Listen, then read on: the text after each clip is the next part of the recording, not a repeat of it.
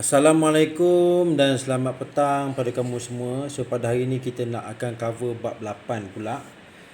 Yang mana bab 8 ni kita akan mempelajari mengenai respirasi dalam manusia dan haiwan.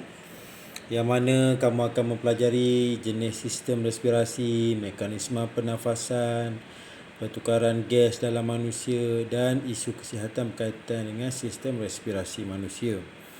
Okey. Saya harapkan kamu semua boleh tengok buku lah sambil baca, sambil tengok video saya ni, kamu tengok buku. Supaya apa? Supaya kita dapat sama-sama saling belajar lah. Dan kamu boleh tanya saya apa-apa soalan berkaitan dengan sistem respirasi. Okey, jenis sistem respirasi. Okey, sistem respirasi dipengaruhi oleh anatomi dan fisiologi organisma itu sendiri. Okey, yang dimaksudkan dengan anatomi ni struktur organ yang terlibat dalam respirasi itu sendiri. Dan juga fisiologi, bagaimana struktur sel-sel organ yang terlibat dalam sistem respirasi itu, mana fungsi dia. Kalau kita sebut mengenai fisiologi ni, kita akan berbincang mengenai fungsi dan mekanisme, bagaimana ia bergerak, bagaimana ia dijalankan, kan. Kalau anatomi pula mengenai sel tu dicipta macam mana, bentuk dia macam mana, yang mana boleh menyesuaikan keadaan dia dengan respirasi. Organisma berbeza mendapatkan oksigen dari atmosfera menggunakan struktur respirasi yang berbeza. Jadi seperti mana kamu tengoklah, macam manusia, kita ada paru-paru dan kita tinggal di atas darat lah, kan. Jadi kita perlukan udara, kan. Bagaimana pula dengan ikan? Ikan pun memerlukan udara juga untuk bernafas, tapi mereka mempunyai struktur yang berbeza daripada manusia. Contohnya mereka mempunyai insang untuk mereka mendapatkan udara. Organisma universal tidak mempunyai sistem yang khusus kerana saiz badannya yang sangat kecil. Pertukaran gas berlaku melalui proses resapan. Jadi dia tidak mempunyai jantung, seperti mana kita tengok unisel ni, kan. Kita dah tengok mikroorganisma, bakteria dan sebagainya. Mereka tidak mempunyai organ khas, kan.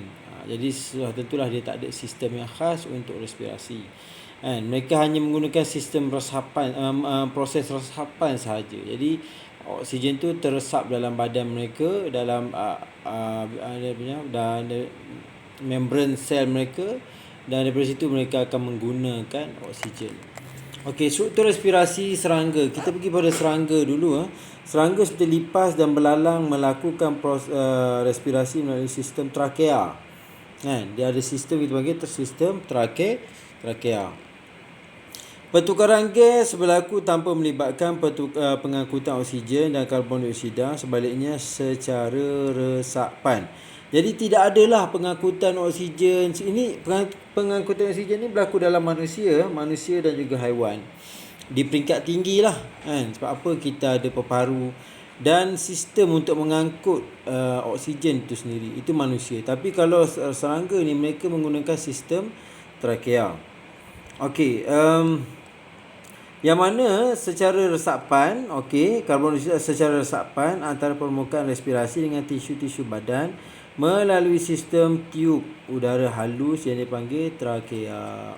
Struktur dalam sistem trakea terdiri daripada spiracle, trakea, trakeol, kantung udara. Jadi kat mana kamu dapat tengok? Ni gambar dia. Yang mana kamu dapat tengok, ini trakeol. Udara masuk ke sini, masuk ke sini, dia pergi ke lingkaran kitin. Kemudian dia berpecah pergi ke trakeol. Trakeol ni dia akan pergi ke sel-sel badan. Dia terus ke sel-sel badan. Dan terdapat juga struktur kantung udara. Jadi ini keseluruhan sistem ni kita panggil sistem trakea. Penerangan mengenai sistem ini. Cabang-cabang halus yang berpecah dari trakea mempunyai dinding yang nipis dan lembap untuk meningkatkan kecekapan pertukaran gas. Mempunyai bilangan yang banyak untuk meningkatkan jumlah luas permukaan untuk pertukaran gas secara resapan ringkas. Jadi udara tu dia masuk ikut sistem trakea ni, dan dia akan terus pergi ke sel, kan. Kamu tengok ni. Okey, di manakah letaknya spiracle ni? Okey, di badan-badan mereka ni lah, di bahagian sini. Kan? Okey, dan juga terdapat kantung udara di antaranya.